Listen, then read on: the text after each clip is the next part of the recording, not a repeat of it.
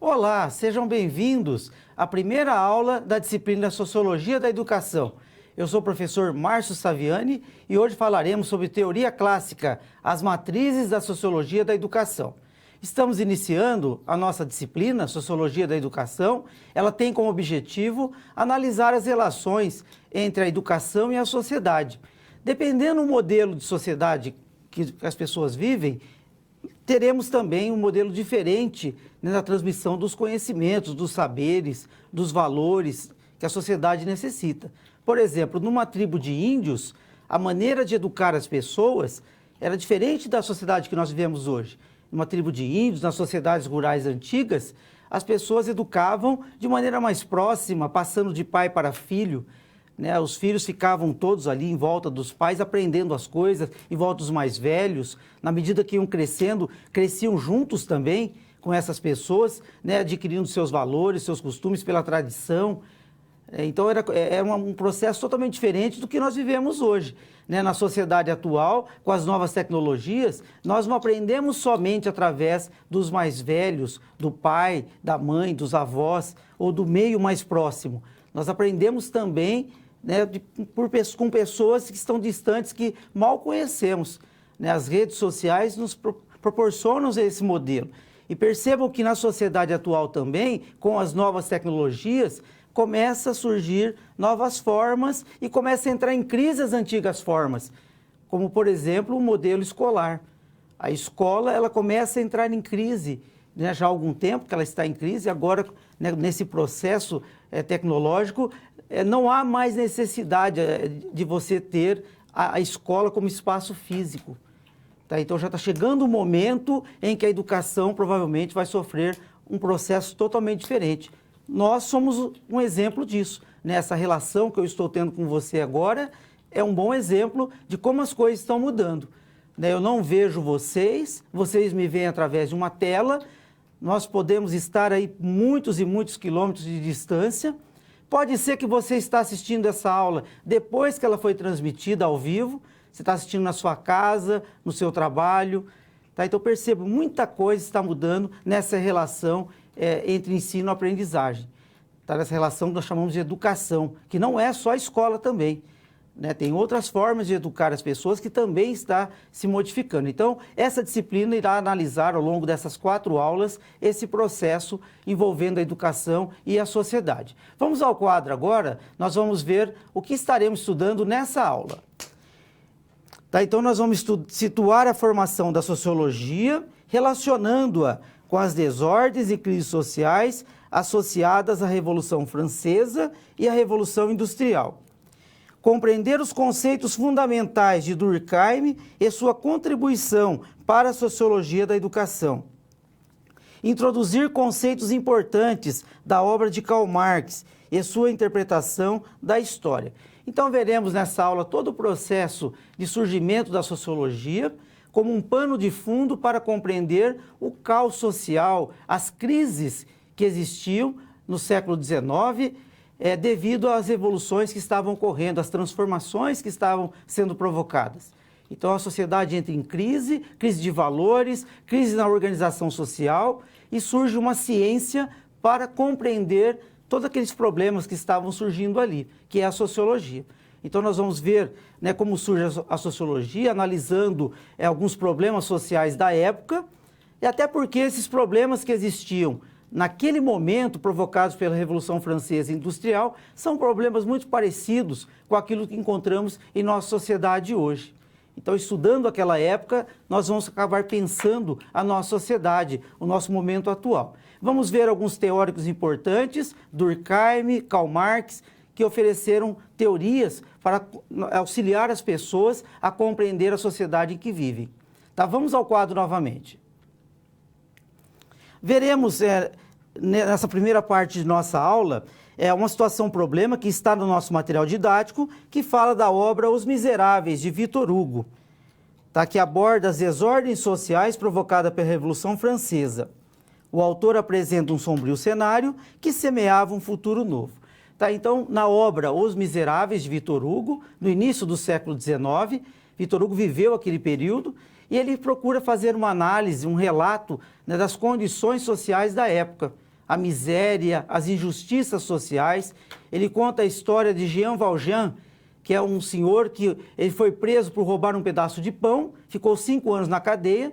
Na cadeia, devido a toda a situação que ele vivia, ele tentou fugir várias vezes. Ele acabou ficando 19 anos preso. Então vai contar toda a história desse senhor que depois sai da cadeia, toda a problemática, né, da situação que a França atravessava naquele período de revolução.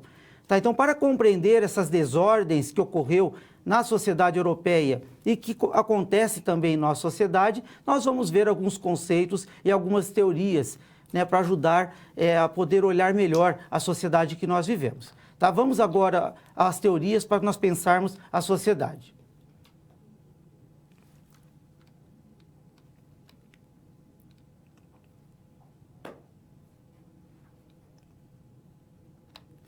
Tá, então nós vamos ver agora como surgiu a sociologia, tá? Uma ciência, né, que surge para compreender a sociedade.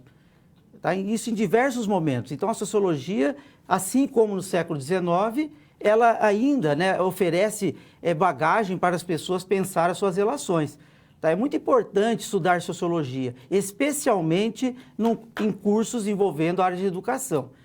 Tá? Nós temos que entender que a educação, a escola, elas estão inseridas num meio maior. Tá? Então, nós temos que entender a sociedade para entender a educação e a escola. Tá? E nós vamos ver, então, alguns autores importantes, né, com as suas teorias, que vai contribuir muito para você pensar essas relações. Vamos ao quadro novamente. A sociologia ela surgiu no século XIX para compreender as mudanças que estavam ocorrendo devido à Revolução Francesa e à Revolução Industrial. Tá? Essas duas revoluções marcaram a mudança na forma de vida das pessoas. A Revolução Francesa, ela marca a forma política da sociedade. Tá? A partir da Revolução Francesa, nós vamos ter uma nova formatação no poder, destituído o poder monárquico, absolutista. O rei mandava, o rei centralizava tudo em suas mãos. Havia um privilégio de alguns grupos sociais, como a nobreza e o clero, que era representado pela Igreja Católica na época. Eles tinham poder acima dos outros, eram tratados como se fossem superiores. Então, com a Revolução Francesa, todos se tornam iguais perante a lei, acabando com aqueles privilégios de alguns grupos. Então, muita coisa começa a mudar na França após e durante a Revolução Francesa. E há um conflito muito grande entre aqueles que estão perdendo o poder e aqueles que estão lutando para conquistar o poder. Então, a França ela fica num estado de guerra, de conflitos, por mais de 20 ou 30 anos, algumas décadas. Começa em 1789 e vai entrar ali pela metade do século XIX. E a Revolução Industrial, uma outra revolução importante que marca mudanças sociais. Tá? Então, a Revolução Industrial, ela provoca uma mudança na forma de vida das pessoas. Pessoas começam a sair da zona rural, onde viviam com a sua família, se criavam todos juntos. A partir dali, as pessoas vêm para a cidade, trabalhar nas indústrias, nas fábricas, fica o dia todo dentro de uma fábrica, mal pode ver os seus filhos, as famílias começam a ter uma desagregação, né? Isso ocorre até hoje, né? Muitos de nós saímos de casa de manhã, bem cedo, e voltamos de noite, 11 horas da noite. Qual é o tempo que você tem para ficar com seus filhos, com a sua esposa, com o seu marido, né? Ou com a sua família de forma geral? Tá? Então, nós temos muito pouco tempo. Na sociedade que nós vivemos, isso está cada vez pior. Né? Chega um momento de você ter um filho, o filho cresce e você mal conhece ele. Tá? Porque você vê o teu filho sempre dormindo, né? Você chega, ele está dormindo, e sai de casa, ele está dormindo também. Dependendo do lugar que você mora, nos grandes centros, né? Você tem que sair muito cedo de casa e volta muito tarde. Tá? Então, percebo que é um estilo de vida diferente. Então, a Revolução Industrial, ela provoca uma série de mudanças na vida das pessoas. As pessoas começam a se orientar pelo tempo relógio, o que não havia antes. Na zona rural, as pessoas se orientavam pelo sol, pela lua. Que hora acordava o homem do campo? Ele não tinha um despertador, olhar no relógio, olha, são tal hora, eu preciso levantar para trabalhar. Não, né? Ele acordava quando o sol estava nascendo, começava a clarear o dia. Estava claro? Vamos trabalhar. Começou a escurecer? Volta para casa. Tá? Qual que é o horário de dormir? O horário de dormir é o horário também que a natureza vai determinar. Não é que nem nós vivemos hoje. Nosso horário de dormir está aqui, ó. Não importa se eu estou com sono ou não. Eu olhei aqui, está tarde, preciso dormir, porque amanhã eu tenho que acordar cedo nessa perspectiva aqui. Então percebo que muita coisa muda, né? Nós vamos procurar ao longo das aulas e falando um pouco sobre essas mudanças, né? Sobre como a vida da gente, né, acabou se transformando e analisar também a sociedade que nós vivemos, né? Todas as transformações que estão ocorrendo hoje com as tecnologias, que estão provocando muitas mudanças também na vida das pessoas. Voltando ao quadro agora. Então, para entender essas mudanças provocadas pela Revolução Industrial, Revolução Francesa, aquela crise toda que se gerou com essas transformações, nós temos alguns filósofos da época que começam a observar e pensar essas mudanças de uma maneira racional e científica. Ao contrário do período medieval, quando as pessoas olhavam tudo em função da igreja, da religião, do sobrenatural, em função de Deus, né, colocando responsabilidade em Deus praticamente em tudo. A partir desse momento, aqui no século XIX, as pessoas já têm uma orientação racional, científica sobre os problemas. Então, nós temos o Auguste Comte, um sociólogo francês, né, Auguste Comte, vamos dizer em francês, né, mas para nós brasileiros aqui, né, para entender melhor o nome dele, Auguste Comte, ele viveu no final do século XVIII e a primeira metade do século XIX, na França. Ele vai propor restaurar a ordem perdida e fugir do caos social que se instalava nas sociedades europeias no século XIX.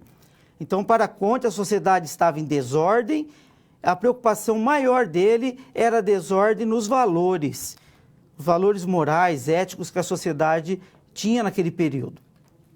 Para Auguste Comte, ele dizia que no passado medieval, o que orientava a ordem na sociedade era a religião. Tá? Então, a igreja, né, a religião é que fazia as pessoas se manterem numa certa ordem moral, num comportamento regrado, sem desobedecer muito, né, cometer muita violência na sociedade, muitas coisas imorais, né, na sociedade. Então ele fala que isso ajudava as pessoas a manterem uma certa harmonia. Com a passagem do pensamento religioso para o pensamento racional e científico, a ciência passa a ter a função da religião no passado. Então o Comte ele vai dizer que a ciência teria o papel de restabelecer essa ordem. Então ele buscava uma sociedade ideal que seria alcançada por meio da ciência e da razão. Então ele propõe uma filosofia, a filosofia positiva ou positivismo. Ele tem um livro chamado Curso de Filosofia Positiva, onde ele vai ensinar as pessoas como manter um comportamento, né, que geraria uma ordem e uma estabilidade para a sociedade. Vamos voltar ao quadro. Então, para haver coesão e equilíbrio na sociedade, seria necessário restabelecer a ordem nas ideias. Tá? Comte parte do pressuposto que primeiro tem que haver essa ordem no comportamento, na disciplina das pessoas, no respeito às leis, às regras, para que haja um progresso material. Daí a palavra ordem e progresso, que está na bandeira do Brasil, que é inspirada no pensamento positivista. Então, sem ordem não há progresso. Tá? Primeiro vem a ordem nas ideias, no comportamento, no respeito, vem a educação do povo, para que haja um progresso material, para que todos possam viver numa sociedade melhor. Ele vai dizer que o progresso do espírito humano passaria por 3 estágios. Primeiro vem o teológico, quando as pessoas baseavam suas crenças na religião. Depois o metafísico, é o momento da filosofia, onde tudo é abstrato, né? Tudo busca as explicações abstratas das coisas. E, por último, o estágio maior da humanidade seria o estado positivo, pautado na razão e na ciência.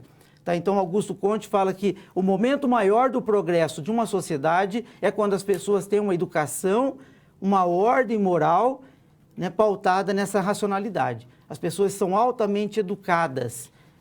Tá? Um bom exemplo disso, o Japão. Né? O Japão, as pessoas têm uma educação, né, um respeito pela sociedade, pelas coisas da sociedade. Não é à toa que eles vivem numa certa harmonia e alcançaram um grande progresso material, onde quase todos, né, vamos dizer todos, mas grande parte dos japoneses consegue viver de uma forma melhor. Concluindo nessa parte da nossa aula, Então, o Augusto Conte ele vai dizer que tem que haver essa ordem, essa orientação, essa conduta moral para que se alcance o progresso em determinada sociedade.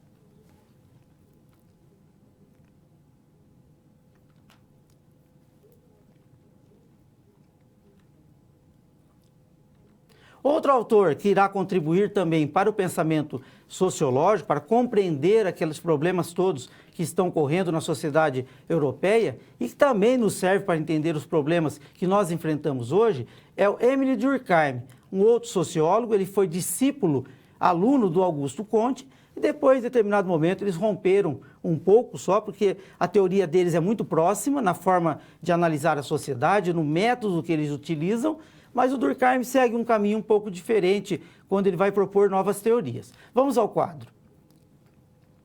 Então, Durkheim ele viveu também na França no final do século XIX, né, 1858 a 1917. Ele vai tentar entender o comportamento das pessoas em sociedade. A preocupação desses autores é entender o comportamento moral. Tá? As pessoas terem uma certa ordem moral, respeitando as regras, respeitando a sociedade, né, nessa convivência com os outros. Então, estudando o comportamento das pessoas, o Durkheim vai dizer que a sociedade ela forma o que ele chama de consciência coletiva, que está acima dos indivíduos, dispondo de regras, costumes que asseguram sua continuidade. Para ele, o indivíduo isolado, quando nasce, ele forma uma consciência individual. Tá? Então, a partir dali, ele praticamente tem seus próprios costumes, né, suas próprias regras, mas o indivíduo nunca vive sozinho. Né? O indivíduo, quando nasce, ele já está inserido num meio que existe outras pessoas. Tá? A partir do momento que você insere o indivíduo com outras pessoas, você forma o que o Durkheim chama de sociedade. Tá? Então, a partir daqui se forma a consciência coletiva, não mais a consciência individual. Então, a partir dali, você não é mais um ser individual, você é um ser coletivo, um ser social, que é a sociedade. E a sociedade passa a determinar todo o seu comportamento, ou seja, o que nós somos, a maneira com que nós falamos, o que nós comemos, o nosso corte de cabelo, roupas, tá? Se nós agimos com violência ou não, corrupção, tudo isso tem a ver com o meio em que vivemos. Tá? O desafio da sociologia é separar o que é individual, o que nasce com o indivíduo e o que é social, tá? O que é transformado. A violência, por exemplo, o indivíduo pode ter nas suas características, né, inerentes a ele, inatas a ele, ele pode nascer com o instinto violento. Tá? Ele pode ter algumas anomalias, né? Isso seria objeto de estudo da psiquiatria, da psicologia, da medicina, de outra área do conhecimento. Tá? A partir do momento que o indivíduo ele é aflorado essa violência, né, ou de alguma forma ele adquire a violência através do meio que ele vive, ele aprende a ser violento, né, na sua relação. Então isso já é um interesse, é um objeto de estudo da sociologia. Tá? E para o Durkheim, o objeto de estudo da sociologia, que vai compreender tudo isso que a sociedade impõe sobre o indivíduo, ele chama de fato social. Tá? Vamos agora ao próximo slide. Então, é fato social para o Durkheim toda maneira de agir que exerce sobre o indivíduo uma coerção exterior, que é geral na extensão de uma sociedade dada, apresentando existência própria, independente das manifestações individuais que possa ter. Tá? Então, para o Durkheim, fato social seria tudo aquilo que a sociedade impõe sobre o indivíduo. Tá? Nós temos aqui o indivíduo, nós temos aqui a sociedade está sempre impondo. É como se nós nascêssemos com a cabeça totalmente em branco e a sociedade fosse preenchendo, né, o que nós vamos ser, como vamos agir. Tá? Exerce uma coerção exterior. Coerção é algo imposto. A sociedade lhe impõe o que você vai fazer, de forma externa, não nasce com você. E é geral, ocorre, né, na extensão de uma sociedade. São vários casos que ocorrem. Nós temos aqui um exemplo, né, de fato social, uma criança, uma menina, né, brincando de boneca, e de cor rosa. Tá? Isso é um fato social, porque a sociedade é que determinou essa cor e o objeto de brinquedo. Se você for visitar um amigo, tá? Ele teve um filho, um menino, você leva uma boneca e um vestidinho de cor rosa. O seu amigo, muito delicado, né? Uma pessoa educada, ele não vai recusar o presente, mas vai engavetar e dar para alguém. Ele não vai vestir o menino dele com a roupa rosa e vai dar uma bonequinha para o menino brincar. Por quê? Porque a sociedade, a consciência coletiva, através da sua cultura, dos seus valores, determinou isso. Se você der, o Durkheim fala isso em sua obra, se você der uma boneca para o seu filho brincar e ele levar na escola, o seu filho vai sofrer uma coerção dos amiguinhos dele. Os amiguinhos vão dar risada na cara dele, vão rotular ele pode ser discriminado e, dependendo do tipo de sociedade, ele pode sofrer até algum tipo de violência em função disso. Tá? Então, percebo que isso é um fato social. E tem muitos outros exemplos, né? Eu gostaria que vocês depois pensassem alguns exemplos de fato social. Né? Quanta coisa, né? O que realmente nós nascemos com aquilo e o que realmente é determinado em nossa vida. O que nós somos. Quando você agora foi para a aula, quando você foi se vestir, passar maquiagem, você mentalizou o meio que você estava indo. Tá? O meio permite ou não permite eu fazer certas coisas. Tá? Então, Durkheim fala que a sociedade acaba coagindo o indivíduo. Tá? Então, concluindo, o fato social é tudo aquilo que a sociedade determina sobre o indivíduo. É tudo aquilo que não nasce com o indivíduo, tudo aquilo que não é natural, tudo aquilo que é social.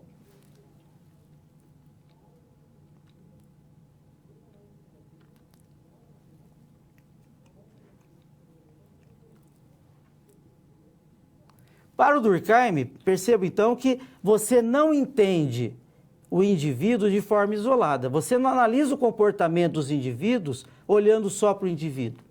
Para entender o comportamento de uma pessoa, você tem que olhar para a sociedade.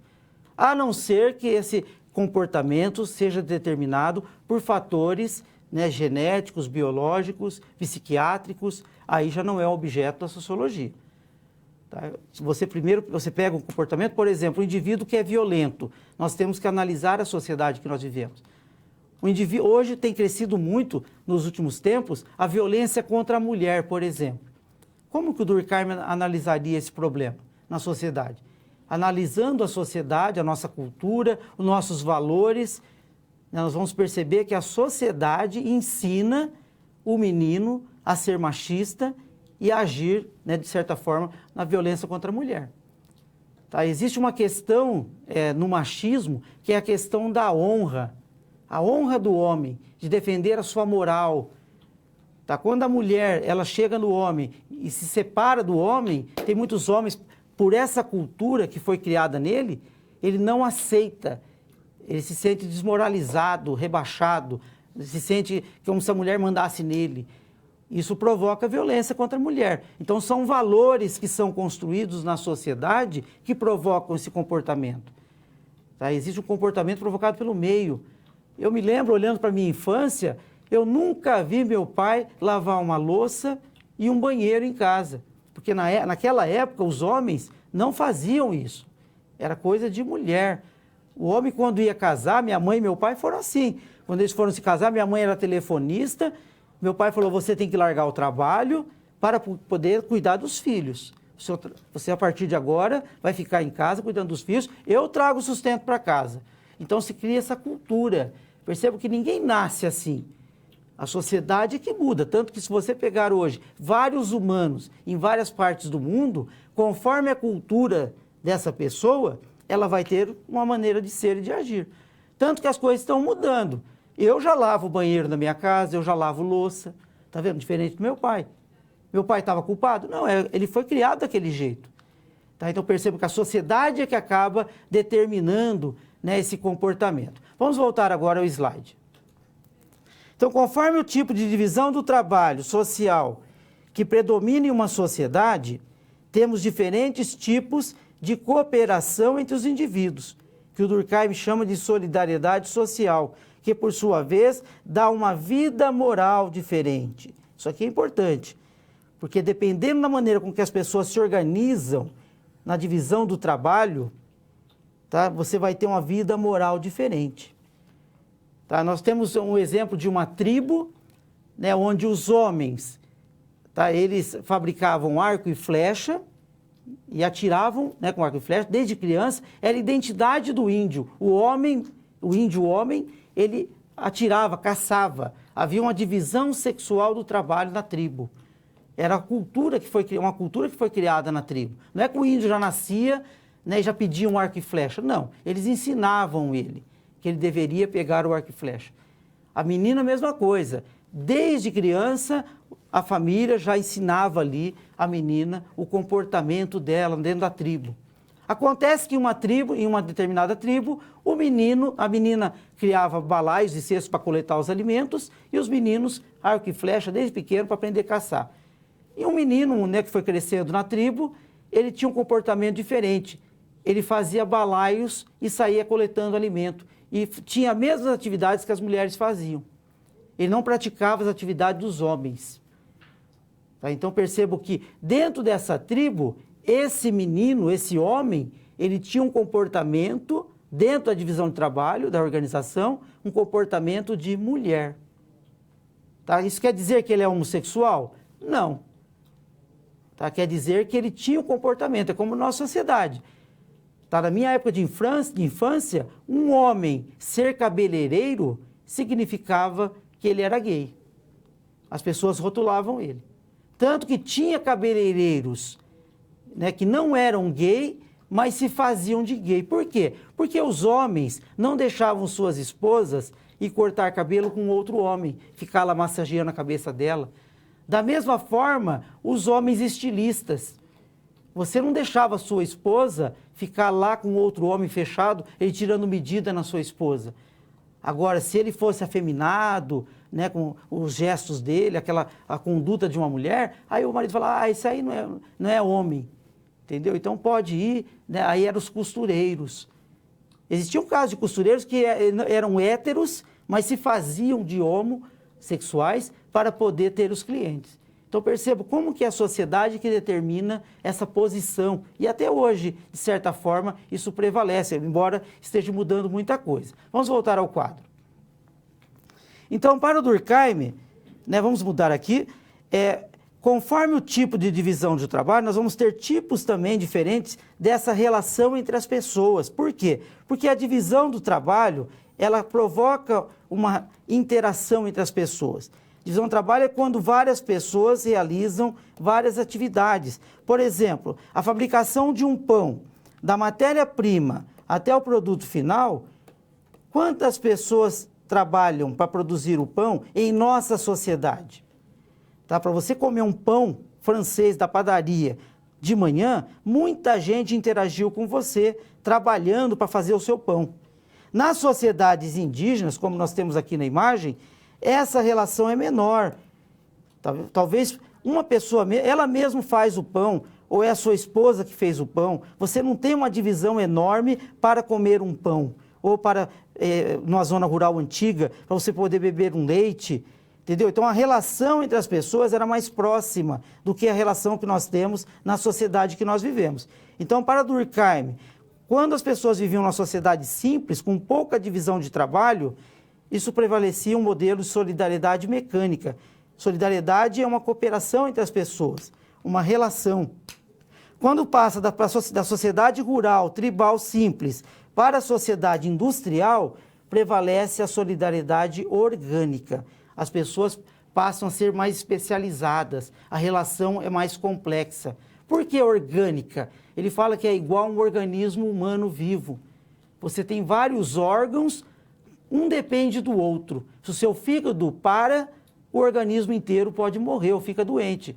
Então, o coração depende do fígado, depende do rim, que depende do intestino.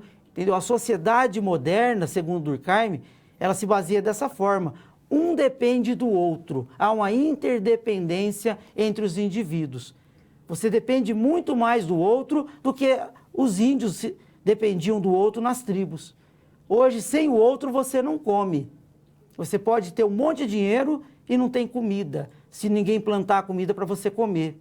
Se o caminhoneiro não transportar a comida para você comprar no mercado. Então perceba como que nós dependemos do outro. E essa geração que está vindo aí parece que é mais dependente ainda. Né? As tecnologias cada vez mais vão deixando o homem cada vez mais dependente. Ele sabe fazer muito pouco as coisas. Tá? Ele quer tudo pronto e o outro, é claro, que faz. Então isso gera uma grande divisão. Então Durkheim fala que isso afeta o meio moral da sociedade. A relação entre as pessoas é afetada por esse tipo de divisão do trabalho. Tá, então, concluindo, para o Durkheim, a divisão do trabalho provoca essa relação, que chama solidariedade. Conforme o tipo de sociedade, nós vamos ter um tipo de divisão do trabalho e um tipo de solidariedade diferente. Tá, na sociedade tecnológica que nós vivemos, está se criando um outro tipo de solidariedade, a solidariedade virtual, onde a relação entre as pessoas também é diferente. Isso está provocando um comportamento, um respeito, um meio moral também diferente na sociedade.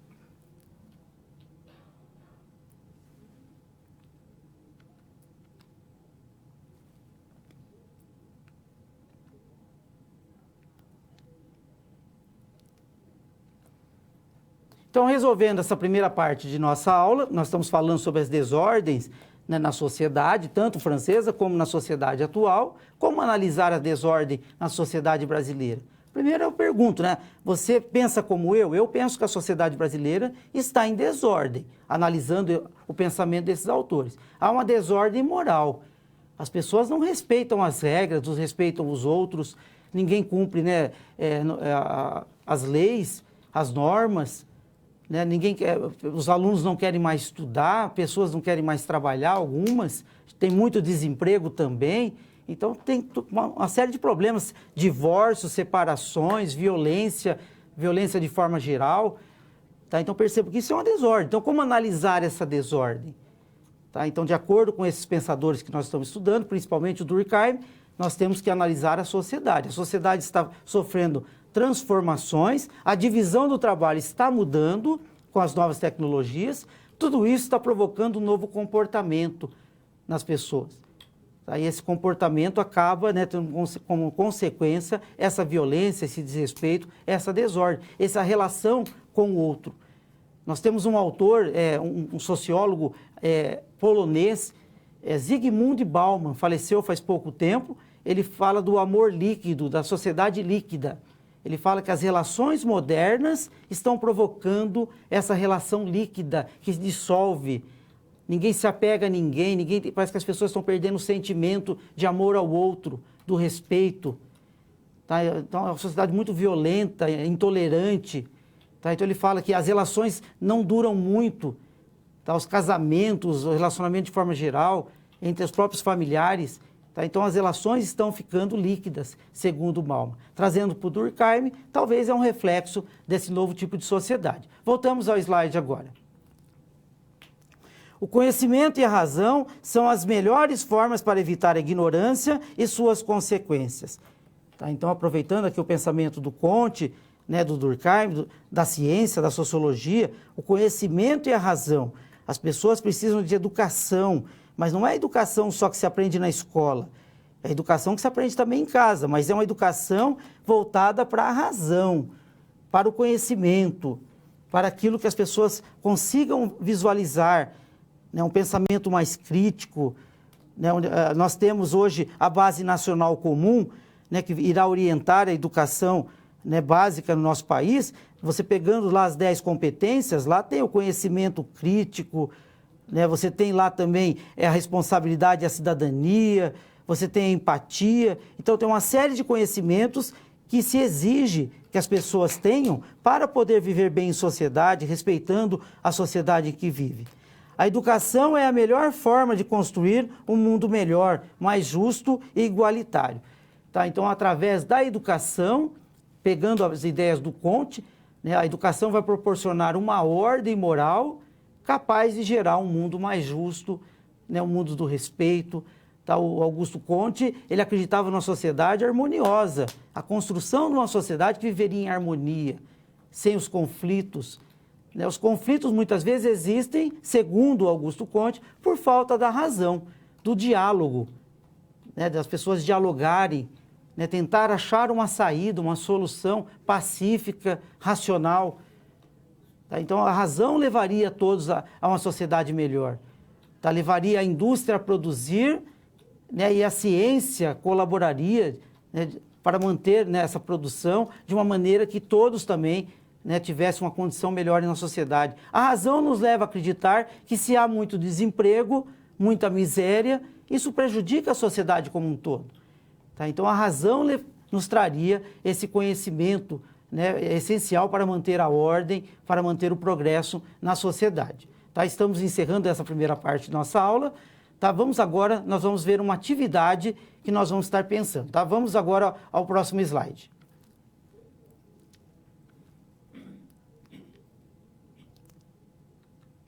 Então, nós vamos ter agora uma interação que eu gostaria que vocês olhassem, ficamos aqui no quadro ainda.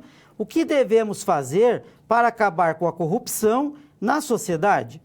Tá? Eu coloquei acabar aqui para provocar vocês. É claro que existem muitos fatores, inclusive do próprio ser humano, talvez tenha questões biológicas, né, que façam o ser humano também agir de certa forma. Né? Mas como podemos amenizar, vamos dizer assim, né, a corrupção na sociedade? A corrupção, ela é um fato social para o Durkheim. Ninguém nasce corrupto, tá? Ninguém depois que nasceu vai ali roubar o bisturi do médico, né, ou já tentar corromper alguém, né? Ninguém faz isso. Tá? A sociedade é que corrompe as pessoas, tá? A sociedade é que provoca isso, né? A sociedade é que ensina isso para as pessoas. Tá? Então eu gostaria que você discutisse com seus colegas, né, o que devemos fazer para acabar com a corrupção na sociedade. Daqui a pouco nós voltamos.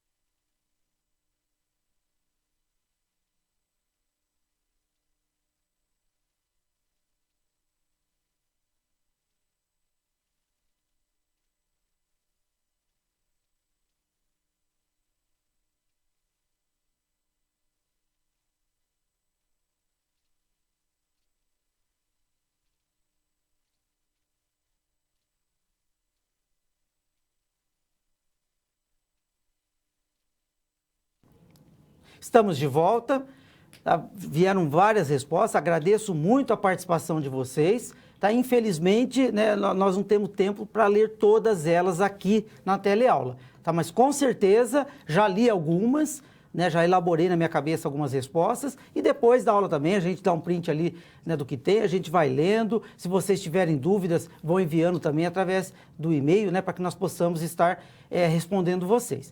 Tá? De Minas Gerais, né, tá lá, boa noite, professor. Né, a Marielle questiona que na web aula sobre Augusto Conte, uma das características veiculadas ao pensamento sobre o termo sociologia são teológico, metafísico e abstrato. Exatamente, tá? Eu já ia fazer essa observação em nossa aula, mais para o final da aula. Foi bom você já tocar no assunto. Tá? Na web aula, então, apresenta ali um equívoco. Tá? Então, não é teológico, metafísico e abstrato. Tá? Onde você lê lá na web aula, teológico, metafísico e abstrato, tira o abstrato e coloca o positivo ou científico. Porque, na verdade, o metafísico e o abstrato formam um só. Tá? Não está errado ali, mas está faltando um. Está faltando o positivo, que é o estágio superior que o Augusto Conte fala. Tá? Então, você assistindo a teleaula, né, e também no material didático, se você ler o livro didático, vai apresentar isso. Tá? Então, se você só vê a web aula, você vai seguir esse erro. Né? Mas se você vê todo o material, assistindo também a teleaula, com certeza, né, você vai refletir. Tá? Eu agradeço muito a sua observação.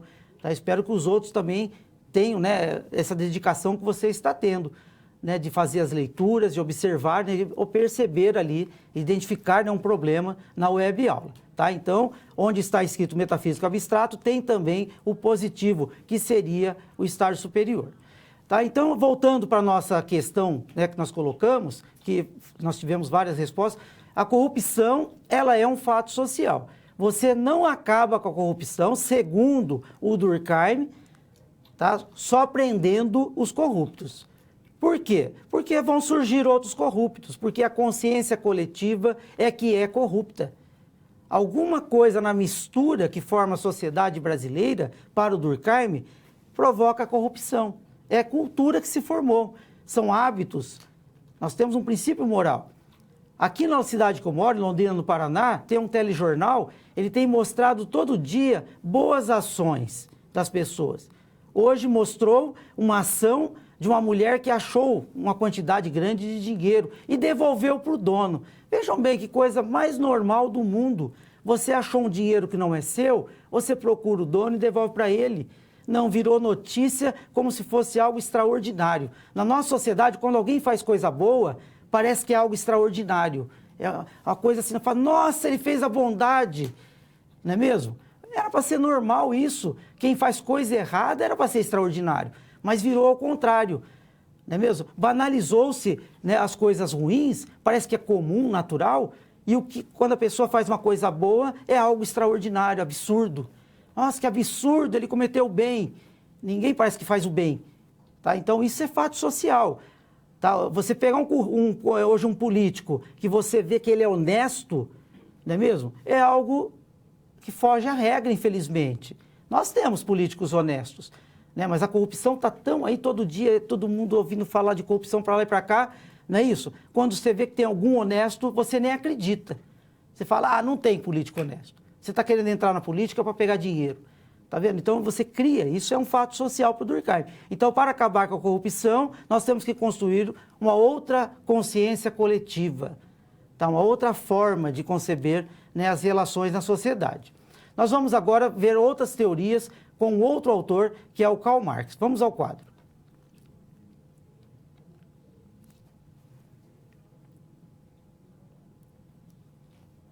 Então, nós vamos ver agora as ideias do Karl Marx. O Karl Marx, ele tem como método o materialismo histórico, é uma outra forma de visualizar a sociedade, um pouco diferente da do Durkheim. Nós vamos procurar comparar um pouco os dois ao longo da explanação do Marx, para que você possa tirar também algumas dúvidas que ficou sobre o Durkheim. Vamos ao quadro. Karl Marx foi um filósofo alemão, não é sociólogo de profissão. As ideias do Karl Marx colaboraram e colaboram até hoje para pensar a sociedade. A sociologia se apropria muito do Karl Marx. Tá? Tem muitos sociólogos que acabam se apropriando até demais, né? Eles só falam do Karl Marx, esquecendo a importância de outros autores também. Tá? Então, Karl Marx é um autor polêmico, mas é um autor que, sem dúvida, se você estudar ele, tem muita coisa que ele disse que contribui para ajudar a gente a pensar as nossas relações. Ele viveu no século XIX, na Alemanha, e ele propõe como método para compreender a sociedade e suas relações o materialismo histórico, tá? Onde vai dizer que as condições materiais constituem a história das sociedades. Então, para o Marx, é a condição material, né, que constitui as demais relações. Ele contraria o pensamento religioso medieval, que dizia que Deus é que fez o mundo, Deus é que estabelece tudo. Tá? A Bíblia, né, que é o livro sagrado, tem lá o Apocalipse, que é o que virá. Então, ou seja, já está escrito o que vai acontecer. Já está escrito que vai acontecer isso, aquilo, e lá no final vai acontecer daquela forma. Tá? Se a pessoa, por exemplo, está atravessando a rua, uma carreta carregada passa em cima dela e ela sai viva. Eles vão falar, não era o dia dela morrer ainda. Está escrito lá no céu. Minha avó sempre falava isso. Tem um livro lá que São Pedro cuida, né, que está escrito. Tá? O dia que você vai nascer, o dia que vai morrer, Deus sabe de tudo já, o seu destino já está traçado. Marx diz que não. Tá? Marx era um ateu, porque ele acreditava nas condições materiais. Para Karl Marx, quem criou o espiritual foi o material, e não ao contrário. Ou seja, o homem criou Deus, e não Deus criou o homem. Tá? Então ele vai tentar explicar tudo em função das relações materiais. Então ele vai dizer que o homem faz a história, mas para fazer a história ele tem que existir. E para existir, o homem estabelece condições materiais de existência. O que é uma condição material de existência? É tudo aquilo que você faz todo dia para comer, para beber, para se vestir, para morar. Tá? O que você faz todo dia para você poder comer? Todo dia, eu acordo 6 horas da manhã, vou trabalhar, ganho dinheiro, com o dinheiro eu compro minha existência. Eu pago meu aluguel, pago minha água, minha luz, compro minha comida, eu compro minha existência, eu ganho dinheiro para existir. Então, através do trabalho é que eu existo. Tá? E através dessas condições materiais de existência, os homens, em determinadas épocas, eles estabelecem relações sociais de produção. Tá? Então, eu estou produzindo, estabelecendo relações com outras pessoas, com a natureza, né, para mim poder transformar a natureza, gera-se relações, né, dependendo da sociedade, nossa sociedade são relações comerciais, para que eu possa extrair minha existência. Então, percebo que o Marx vai dizer que é das condições materiais que você cria toda a estrutura de uma sociedade, dessa base das condições de existência. Vamos voltar ao quadro. Então, a história é a transformação ou a passagem de um modo de produção para outro. O que é o modo de produção? É a maneira com que determinadas sociedades produzem, se apropriam e distribuem as riquezas e aquilo que o homem precisa para sobreviver. Por exemplo, numa sociedade de índios, tá, que eles chamam de modo de produção tribal, a produção é coletiva, todo mundo produz, todo mundo trabalha, caça, pesca, etc. A apropriação é coletiva também, eles distribuem de forma coletiva, todos comem, ninguém come mais do que o outro. E a distribuição também, a distribuição é igual, conforme a necessidade de cada um. Tá? Então, portanto, no modo de produção tribal, não existe propriedade privada, segundo Karl Marx. Então, não há essa distribuição desigual, porque as relações sociais que o homem estabelece, relações sociais de produção, não têm propriedade privada. Eles produzem tudo de forma coletiva, tudo de forma que atenda a todos. No capitalismo, que o Marx chama de modo de produção capitalista, a produção é coletiva, todo mundo trabalha na sociedade, todo mundo produz riqueza, a riqueza de um país, só que a apropriação é privada. Por quê? Porque nas relações sociais de produção, no modo de produção capitalista, nós temos propriedade privada. Nós temos alguns poucos homens que controlam a propriedade na sociedade. Então, tudo que é produzido nessas propriedades, né, nesses meios de produção, gera essa riqueza, né, que é acumulada por poucos, no caso. Não é distribuída igualmente para todos. Então, a distribuição também é desigual. Tá? Por isso que nós temos, na sociedade capitalista, essa relação de desigualdade. Tá? Então, concluindo, para o Marx, para você entender as relações, como as pessoas se comportam em sociedade, você tem que entender como as pessoas estabelecem as suas relações sociais de produção. Como que as pessoas fazem todo dia para extrair a sua existência. Tá? Isso vai determinar a maneira com que as pessoas são. No capitalismo, nós somos individualistas, nós somos consumistas, nós valorizamos mais o ter do que o ser. Por quê? Porque as bases materiais funcionam dessa forma, segundo o pensamento de Marx.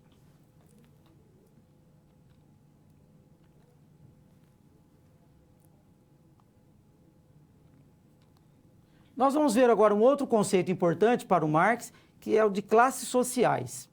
Tá?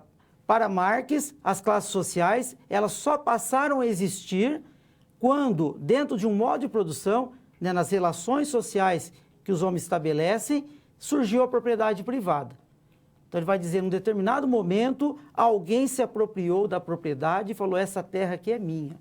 Estudando o pensamento liberal de John Locke, Rousseau, né, você vai ver, eles falam no estado natural do homem, John Locke, que é o pai do liberalismo, ele vai dizer que no estado natural do homem, os homens trabalharam e conquistaram propriedade e riqueza. Através do trabalho, o homem demarcou um pedaço de terra, produziu aquela terra, a terra passou a ser dele e ele passou a construir riqueza com essa propriedade que ele conquistou através do seu trabalho. Tá? Então, vejam bem que Marx vai dizer que, a partir do momento que surge essa propriedade que alguém se apossou dela, né, os demais tiveram, para poder usufruir de tudo aquilo que era necessário para a sobrevivência daquela propriedade, a comida daquela propriedade, por exemplo, ele precisou trabalhar para o proprietário. Tá? Então, isso gerou classes sociais diferentes. Então, através da propriedade privada que surgem desigualdades entre os homens. Rousseau também falava isso. Tá? Jean-Jacques Rousseau, um iluminista do século XVIII. Tá? Ele fala que a desigualdade entre os homens tem origem na propriedade. Por isso que os marxistas, né, os comunistas, quando assumem o poder, qual é a primeira medida? Abolir a propriedade privada. Porque eles entendem que sem a propriedade privada não existiria mais o conflito, não existiria mais ricos e pobres, todos seriam mais ou menos igual.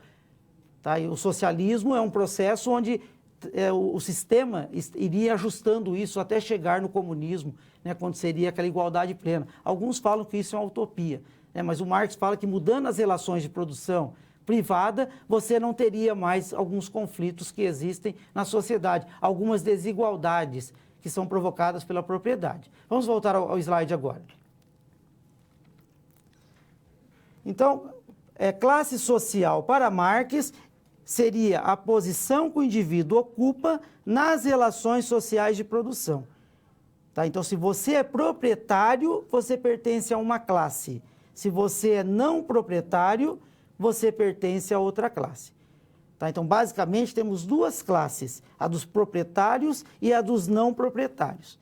Tá? Dependendo da posição que você ocupa, você vai pertencer a uma classe ou outra. No capitalismo, existem duas classes fundamentais. A dos proprietários, que Marx chama de burgueses. Burgueses, falta um S aqui. E aqueles que não têm propriedade, tá? Que não é proprietário de meio de produção, seriam os proletários. Proletários são trabalhadores assalariados, operários assalariados. Tá? Em outros modos de produção, você também vai ter classes, conforme essa posição. Por exemplo, na Idade Média, no período feudal, os proprietários eram os senhores feudais, os nobres. Os não proprietários eram os servos. Durante a escravidão negra no Brasil, os proprietários eram os senhores do engenho. Os não proprietários eram os escravos. Então, Marx diz que o palco continua o mesmo, né, mas os atores, ou melhor, o palco ele se transforma e os atores continuam os mesmos. O que Marx quer dizer com isso? O palco é o modo de produção, as relações sociais de produção. Mudou do feudalismo para o capitalismo e assim por diante. Os atores são as classes sociais. Sempre vai ter o proprietário e sempre não vai ter o não proprietário. E essa luta de classes. Então, o problema é que o proprietário, segundo ele, também domina as demais relações na sociedade, como a política, o Estado, as leis, as regras. Tá? Isso tudo acaba provocando, né, um grande conflito entre as classes. Vamos voltar ao quadro. Tá? Então, ele vai dizer que as relações entre as classes sociais no capitalismo são de exploração e antagonismo. Tá? Então, ele vai dizer que são relações de conflito. Por quê? Porque o interesse entre as classes são divergentes. Há uma minoria que controla a riqueza em determinadas épocas e a grande maioria trabalha, né, e vive com dificuldade. Você pega, isso é histórico. E hoje não é diferente. Nós temos poucos homens no mundo que controlam a riqueza, né, mundial. Nosso país também, se você for contar as pessoas que vivem muito bem, que têm uma boa renda, são poucos. Uma grande maioria vive muito mal. Por que que isso ocorre? Essa é a grande preocupação do Karl Marx né, para entender aquele período histórico. Tá? Então, ele vai dizer que a relação entre as classes provoca essa contradição, esse conflito, devido a essas condições, né, que o próprio sistema coloca. Tá? Você tem no capitalismo uma minoria que é rica e a maioria, né, explorada. Isso acaba gerando descontentamento. As pessoas não são felizes e contentes com o seu trabalho, com o seu salário, com as condições de vida. Tá? As pessoas só não se rebelam, segundo Karl Marx, porque elas não têm consciência, né, do que move a sociedade. A partir do momento que as pessoas adquirem essa consciência, através de uma educação crítica, as pessoas passam a se organizar, né, e tentar mudar o sistema. Então, para o Marx, haveria uma luta de classes que provocaria uma revolução na sociedade. Então, uma revolução devido a esses conflitos todos. O sistema é contraditório. É um sistema social, no exemplo do capitalismo, é um sistema social que não permite com que a grande maioria viva da riqueza. Por quê? Porque se todos forem ricos ou tiverem uma boa condição, isso acaba inflacionando também o valor do trabalho. Se tiver todo mundo empregado, né, ou quase todos empregados, o valor da mão de obra sobe muito. Isso acaba prejudicando o próprio sistema. Se todo mundo começar a comprar e consumir, isso gera inflação. Tá? Então, percebo que o sistema é muito contraditório na sua organização. E Marx estudou profundamente isso na sua obra que chamou Capital. Você quer entender o capitalismo em detalhes? Leia o Capital, é um livro extenso, mas ele estudou detalhadamente, do ponto de vista econômico, a sociedade capitalista, mostrando sua contradição. Tá? Então, Marx vai dizer que o fator que transforma a sociedade são essas contradições das lutas de classe.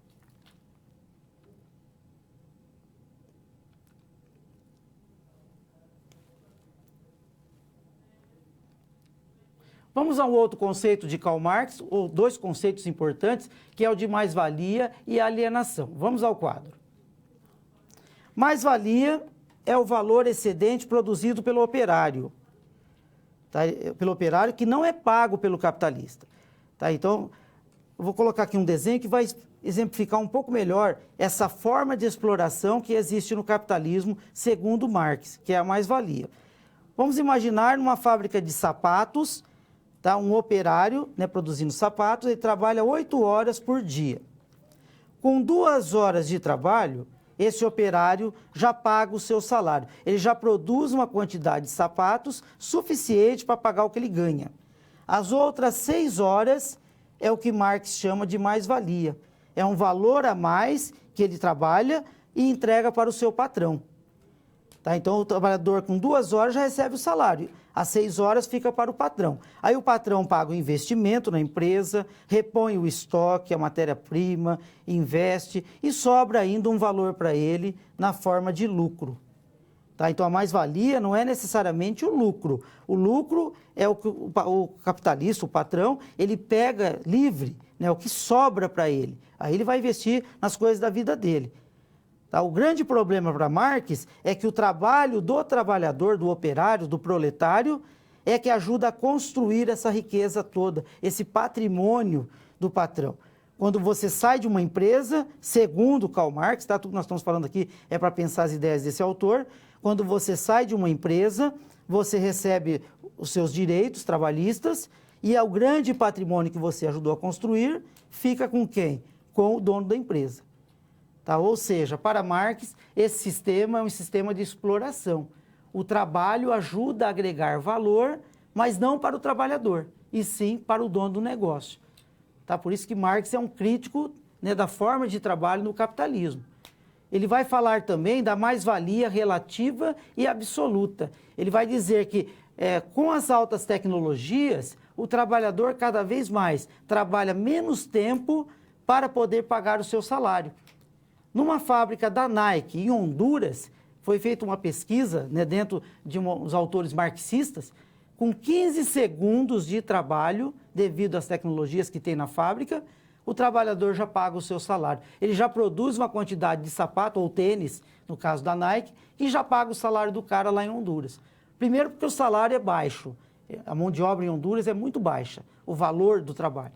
Segundo que as máquinas fazem essa operação em um tempo muito rápido. Tá? E quando você aumenta também a jornada de trabalho, trabalhando 10, 16 horas, você também, de certa forma, aumenta a mais-valia. Tá? Se você trabalha 8, com 2 horas já recebe o seu salário, se você trabalha 10, ao invés de dar 6 horas para o patrão, você está dando 8 horas.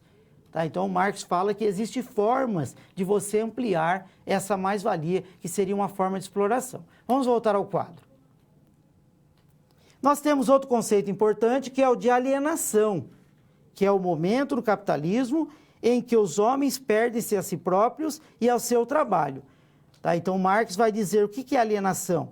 Né? Alienação é quando, no processo produtivo do capitalismo, os homens começam a perder o saber da produção, perder o contato com as ferramentas, com os meios de produção de forma geral. Vamos imaginar, né? Vou fazer um desenho aqui em cima. Antes do capitalismo, nós tínhamos um modelo predominante, que era o artesanato, no período feudal. O artesão, ele era dono da ferramenta, dono da matéria-prima, ele produzia no seu próprio local, né, que era a sua casa, então ele era dono também do local de trabalho, e quando ele vendia o produto produzido, o resultado ficava com ele. Então o artesão, ele dominava todo o processo produtivo, desde a matéria-prima ao produto final. Quando se implantou, já no surgimento do capitalismo, né, quando surgem as cidades, o comércio, surgem as manufaturas. Em uma manufatura, você tem um dono, ele monta a manufatura, aluga um barracão, contrata vários artesãos, eles passam a trabalhar para ele é dono da ferramenta, ele é dono da matéria-prima, ele, no caso aqui, o patrão, o capitalista, ele é dono do tempo de trabalho do artesão, e o produto comercializado, ele paga um valor para o artesão e uma grande parte fica para ele. Tá? Então, depois, com a indústria moderna, isso acaba, né, se complicando mais, segundo Karl Marx. Por quê? Porque a máquina, dentro das fábricas, passa a fazer, muitas vezes, o trabalho de alguns homens. Ou seja, tem todo um processo produtivo provocado pelo capitalismo que faz com que o trabalhador ele seja expropriado, né, da forma de produzir, dos meios de produção. Tá? Ele é expropriado no sentido de que ele não é mais dono de nada, tá? O patrão manda ele embora e fica com os meios de produção para ele e contrata outro. Tá? E ele também não tem o saber da produção. Tá? Vamos imaginar numa fábrica de computadores hoje. Tá? Quem trabalha numa fábrica de computadores, de notebook, você acha que o cara sabe montar o notebook inteiro? O trabalhador está expropriado do saber. Ele sabe colocar uma única peça. Isso começa lá com o Fordismo, lá do início do século XX. Tá? Quando se divide a produção, a pessoa passa a fazer só uma operação, só uma parte pequena do processo como um todo. Eu convido você, se você ainda não conhece, é uma obra do Charles Chaplin, Tempos Modernos. É engraçado, você vai rir bastante, mas Charles Chaplin faz uma crítica à sociedade industrial capitalista. Tá? O Carlitos fica o dia todo só fazendo isso aqui, ó. O dia inteiro. Imagina você o dia inteiro só com esse gesto. Aí quando bate o sinal da fábrica, o Carlitos larga a ferramenta e sai assim para a rua. Né? Nós não temos esse tique de ficar fazendo assim, mas cada um tem o seu tique, dependendo da profissão que você exerce. Eu já trabalhei num escritório que tinha lá uns 40 funcionários. Eu lembro que tinha uma moça que esse dedo dela aqui era achatado, de tanto que ela ficava batendo carimbo lá e lendo, passando as folhas, batendo aquela... passava numa almofadinha molhada para poder mexer no papel, que o papel às vezes estava frio, não conseguia mexer, ela ficava apertando lá, apertando, o dedo dela achatou. Entendeu? Então, cada um de nós temos nossas formas, nossos tiques, né, tiques que fala, né? Que a pessoa vai adquirindo. Tá? Então, o Marx vai dizer que essa separação alienou o trabalhador. O trabalhador não consegue ver o processo como um todo. Ele não domina a tecnologia como um todo. Ele só sabe apertar parafuso. Tá? Isso acaba alienando. Assim como aliena no processo produtivo, também aliena, segundo Marx, o trabalhador de forma geral. Na sociedade como um todo, as atividades são fragmentadas. Tá? A política é para os políticos. Deu problema na eletricidade da casa? Chama o eletricista. O motor do carro não quer funcionar? Chama o mecânico. Ah, eu estou com uma dor aqui no fígado. Vai no médico. Chega no médico, tem o clínico geral. Ele fala, agora você vai em outro médico que é especialista nessa área. Está doendo o dente? Dentista. Percebam que cada um exerce uma função fragmentada. As pessoas não têm a visão do todo. E na consciência das pessoas também é assim. As pessoas não conseguem visualizar isso, segundo Marx. Não conseguem visualizar as relações. As pessoas veem o Estado como uma entidade a serviço de todos. Então tem muita coisa que é camuflada no Estado que o povo não consegue enxergar nas relações sociais. Então Marx fala que todo mundo fica alienado no sistema capitalista. As pessoas não conseguem, ter essa visão como um todo da sociedade. Tá? Nós estamos então concluindo as ideias do Marx, sobre a questão da alienação e da mais-valia. Tá? Então o Marx vai dizer que é um processo de exploração e de alienação no sentido de fazer o trabalhador aceitar aquilo sem questionamentos.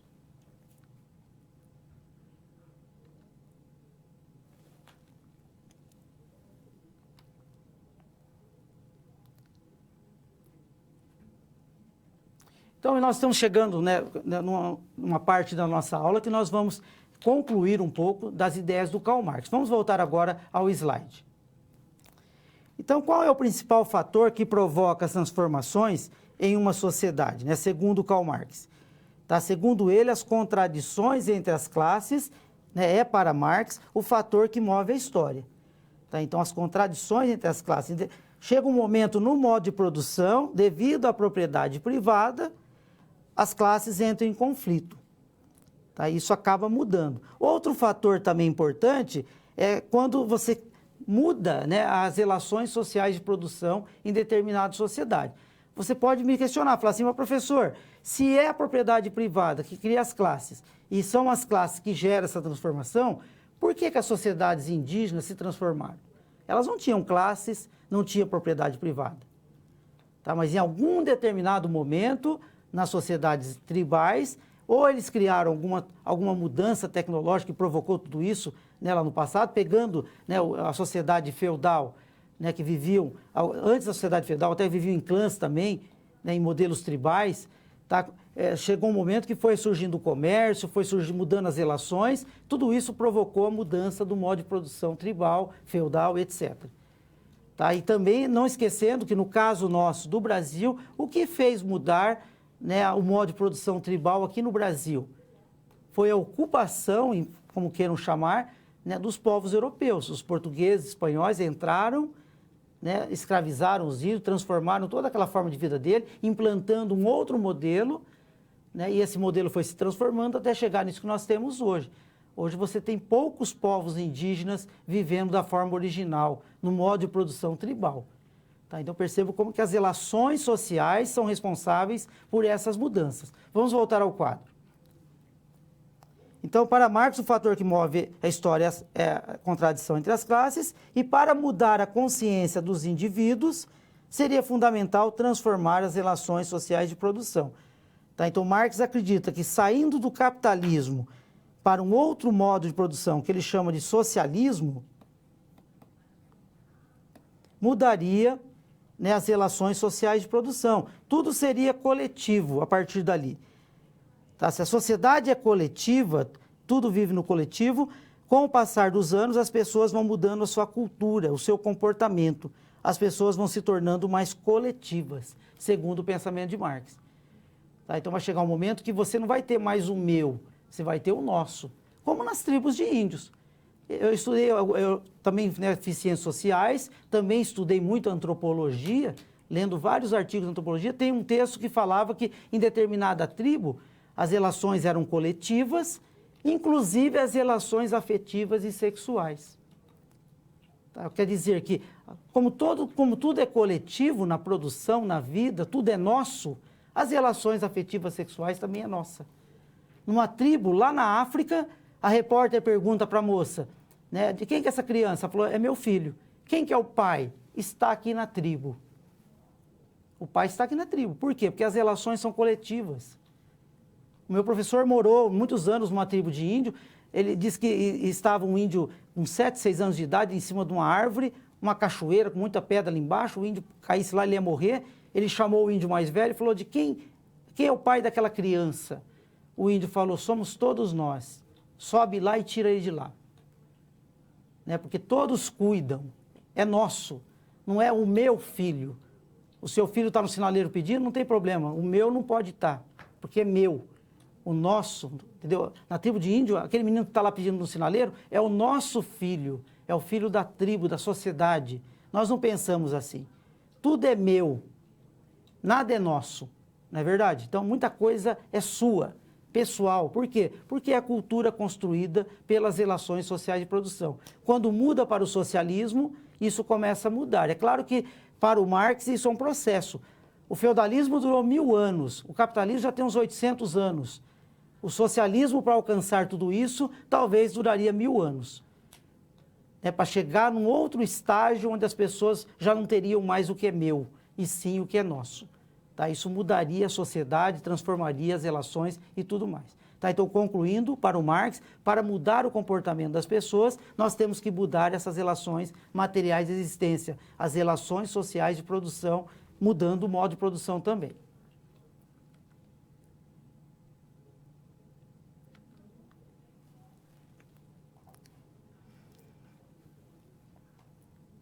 Nós estamos chegando agora num momento de interação, tá? Foi passado para vocês um código, um PIN, eu vou colocar aqui novamente no Kahoot.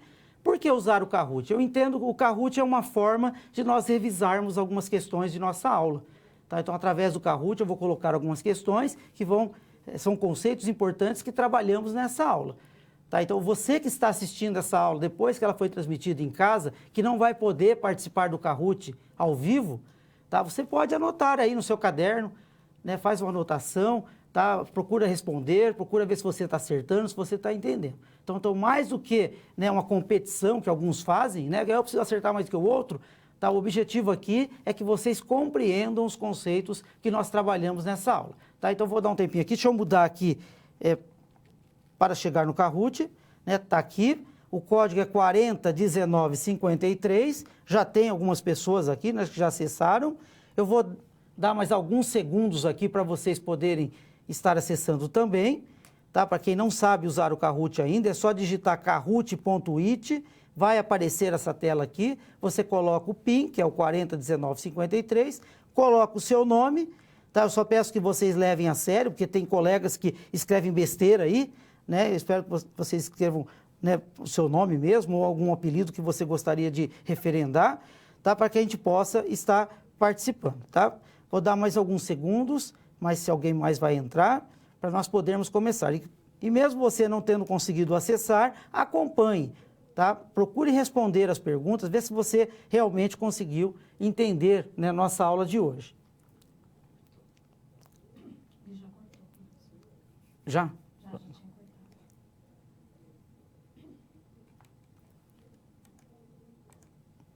Vamos começar então. Temos aqui a primeira pergunta. Mudanças provocadas pela Revolução Francesa. Eu vou dar um tempo aqui para vocês responderem.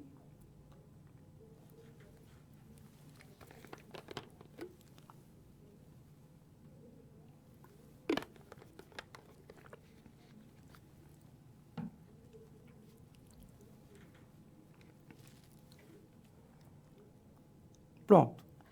Tá, então, aqui vocês percebam que 9 pessoas responderam, né? A burguesia passou a ter privilégios e direitos acima de todos. Tá? Não está certo. Por quê que está errado? Porque a Revolução Francesa, a partir dali, todos se tornam iguais perante a lei. Todos. Não importa se é burguês, se é operário, quem quer que seja. A partir dali não existe mais privilégios. Todos têm direitos iguais. Ninguém tem direito acima de ninguém. Então, a resposta correta seria a vermelha. Né? Fim da monarquia e dos privilégios da nobreza. Vamos a outra questão. Temos aqui o ranking. Vejam que várias pessoas estão participando, né? Positivista que foi um dos fundadores da sociologia no século XIX.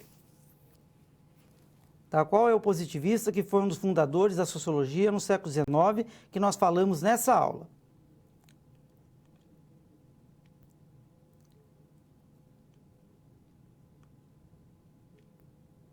Temos aqui 4 autores. Tá? A grande maioria acertou, o Augusto Conte. Quem respondeu Karl Marx está errado, né? O Karl Marx não foi um positivista, muito pelo contrário. Tá? Ele defendia uma sociedade através do método materialista, né? Ao contrário dos positivistas que defendiam a manutenção da ordem social, o Marx ele disse que tinha que haver uma revolução.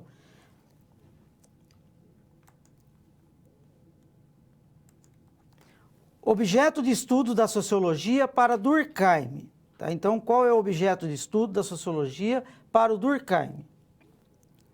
É o materialismo histórico, as classes sociais, os fatos sociais ou a mais-valia?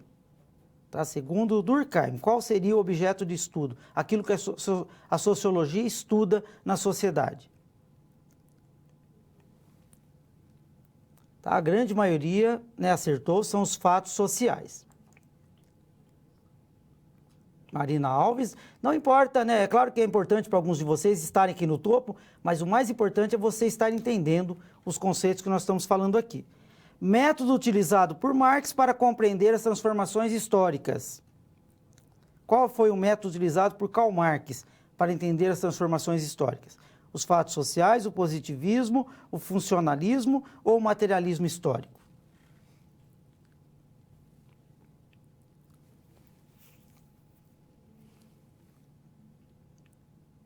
Tá? A grande maioria acertou, né? Mas tivemos aqui uma considerável número de pessoas que errou, né? Que colocou fatos sociais.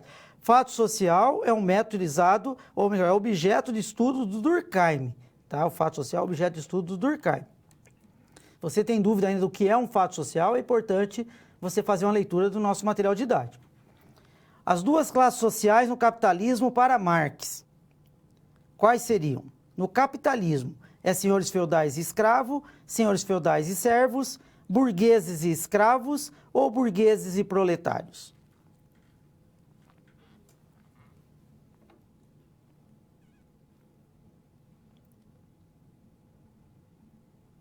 Tá? A grande maioria acertou também. Tá? Então, nós temos aqui o ranking final, né, que mostra, vocês ganharam medalha de ouro, medalha de prata e medalha de bronze aqui, né? Mas todos ganharam uma medalha pela participação, né, e principalmente por ter compreendido, né, alguns conceitos importantes que vocês depois vai aparecer na prova de vocês, aí sim, né, é a hora de ganhar a medalha de ouro, né? Vamos agora, vamos continuar aqui no quadro, recapitulando, para que a gente já faça os momentos finais de nossa aula. Tá? Então, nós vimos nessa aula o contexto histórico, o contexto social relacionado ao surgimento da sociologia enquanto disciplina no século XIX. Então, nós vimos todo o processo ali, que vem das crises provocadas pela Revolução Francesa e Revolução Industrial. Tá? Procure dar uma lida também um pouco em Revolução Francesa, Revolução Industrial. É muito importante, né, para quem estuda ciências humanas. Augusto Conte, né, um positivista, ele trabalha basicamente com a ordem e progresso. Para ele, tem que haver ordem para que haja progresso. Não há progresso sem ordem, segundo Augusto Conte. Tá? Ordem nas ideias, uma ordem racional, uma educação, né, que as pessoas iriam adquirir para alcançar uma vida melhor em sociedade. Emile Durkheim, né, ele vai estudar o fato social, que seria tudo aquilo que a sociedade determina sobre o indivíduo, e a divisão social do trabalho, que é a maneira com que as pessoas se organizam em sociedade, gerando uma cooperação, uma interação entre as pessoas, o que vai provocar um fato social, que é esse comportamento moral. Tá? É muito importante estudar a obra do Durkheim para você perceber que a sociedade como um todo é responsável por muita coisa. Tá? Nós costumamos colocar a culpa no indivíduo isolado, sem olhar, né, o que está por trás disso. Não quer dizer que a pessoa que cometa um crime não tenha culpa, mas você não combate o crime só prendendo pessoas. Karl Marx vai dizer que as relações sociais de produção, né, são determinadas pela forma com que as pessoas procuram sua sobrevivência através das relações materiais de existência. Tá? Então, as relações sociais de produção são importantes para entender uma sociedade. E as classes sociais, que é uma forma, né, a posição que o indivíduo ocupa nas relações sociais de produção. Se você é proprietário, se você não é proprietário. Tá? Isso é muito importante para entender a dinâmica das relações na sociedade capitalista. Estamos chegando ao momento final de nossa aula. Agradeço muito a atenção de vocês, a participação que vocês tiveram. Espero ter contribuído, né, e peço para vocês que leiam o material didático. Tá? Façam todas as etapas, participem de todo esse processo, que com certeza você vai conseguir, né, adquirir mais conhecimentos. Se você só assiste a teleaula, tá, você aprende pela metade. Tá? A teleaula é um complemento de todo um estudo que você deve fazer para entender bem, né, a disciplina Sociologia da Educação. Tá? Um grande abraço a vocês e até a próxima aula.